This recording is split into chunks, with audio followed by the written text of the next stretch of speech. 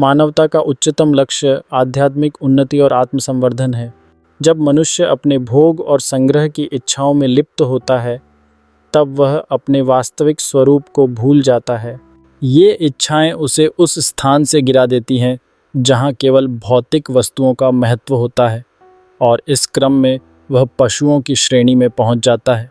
इस निरंतरता में वह अपने आत्मिक गुणों को नकारता है, जिससे उसकी पहचान और उसके अस्तित्व का मूल तत्व धुंधला जाता है।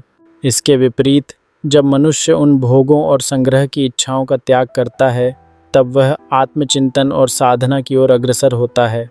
यह त्याग उसे उन देवीय गुणों के निकट लाता है जो उसे अपनी वास्तविकता के ठीक किनारे पर खड़ा करते हैं। यही कारण है कि त्याग और संयम से मनुष्य का व्यक्तित्व निखरता है और वह दूसरों के लिए प्रेरणा का स्रोत बन जाता है। यह सफ़र उसे न केवल मानसिक शांति देता है बल्कि आध्यात्मिक गहराई भी प्रदान करता है। मनुष्य के लिए यह आवश्यक है कि वह अपने भीतर की स्वार्थी प्रवृत्तियों को पहचाने। जब वह अपनी इच्छाओं का दमन करता है, तब उसकी चेतना जागृत होती है और वह आत्मा के सच्चे स्वरूप को समझने लगता है। इस जागरूकता से वह अपने आसपास की दुनिया के प्रति अधिक संवेदनशील बनता है और दूसरों के प्रति दया और करुणा का भाव विकसित करता है। इस प्रकार त्याग के माध्यम से वह न केवल अपने लिए बल्कि समाज के लिए भी एक बेहतर भविष्य की नींव रखता है।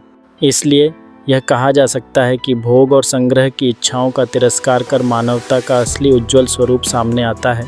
वह अंततः देवताओं के समान ऊंचाइयों को छूता है, जहां केवल प्रेम, करुणा और सहयोग का साम्राज्य होता है।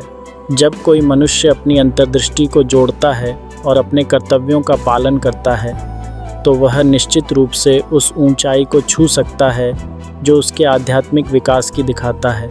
इस प्रकार त्याग से प्राप्त वास्तविक संतोष और शांति की ओर बढ़ना हर मनुष्य की प्राथमिकता होनी चाहिए।